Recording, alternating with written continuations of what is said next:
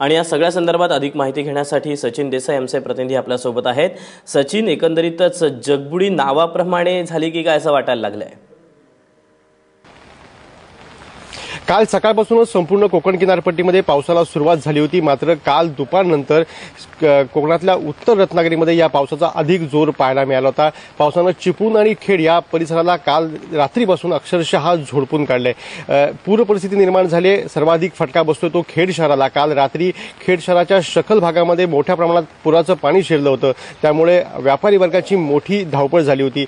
अनेक भागातली जी लोकं होती ही घरांमध्ये अडकून पडली होती। स्थानिक नगरसेवक, स्थानिक जी मंडळी आहेत, कार्यकर्ते आहेत, यांनी या लोकांना सुरक्षित स्थळी हलवलं होतं। मात्र मुंबई गोवा महामार्गाची वाहतूक ही काल पहिल्यांदाच जगबुडीच्या पुलावरती रोखून ठेवावी लागली, कारण जगबुडीच्या पुलावरती काल 2 ते 3 फुटापर्यंत पाणी चढलं होतं। हे पाणी अगदी पहाटेपर्यंत होतं, त्यामुळे काल रात्रीपासूनच जगबुडीवरती मुंबई गोवा महामार्गाची वाहतूक पूर्णतः थांबवण्यात आली होती।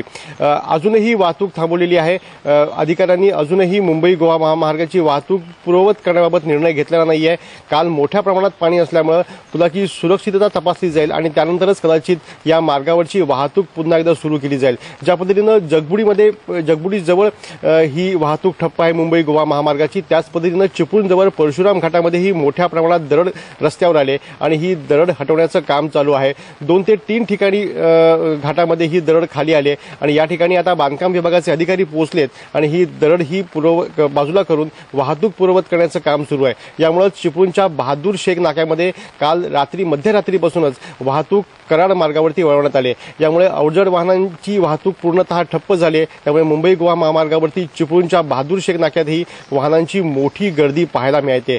याचबरोबर ज्या ठिकाणी जगबुडीच्या इथे पाणी महामार्ग रोखण्यात आलाय, या ठिकाणी ही दोन्ही बाजूला म्हणजे रत्नागिरीच्या दिशेनं आणि चिपळूणच्या दिशेनं दोन्ही दिशेने वाहनांची गर्दी आहे आणि वाहतूक कधी पूर्ववत होते याची प्रतीक्षा केली जाते। याचबरोबर चिपळूण मध्ये जी स्थिती आहे ती स्थिती खेड आणि दापोली मार्गावरती होती। दापोली आणि मंडणगड मार्गावरही रात्री केळवण घाटामध्ये मोठ्या प्रमाणात दरड खाली आली, त्यामुळे मुंबईकडे जाणारा मार्ग इथंही बंद झालाय। काही प्रमाणात इथं मार्ग खचलाय, त्यामुळे इथली वाहतूक पूर्णतः रोखण्यात आली। एकूणच गेल्या काही तासापासून संपूर्ण कोकण किनारपट्टीमध्ये जो मुसळधार पाऊस होतोय, यामुळे इथलं जनजीवन आता पूर्णतः विस्कळीत झालेलं पाहायला मिळतंय। मात्र कालच्या रात्रीच्या तुलनेत आता पावसाचा जोर काहीसा कमी झालाय।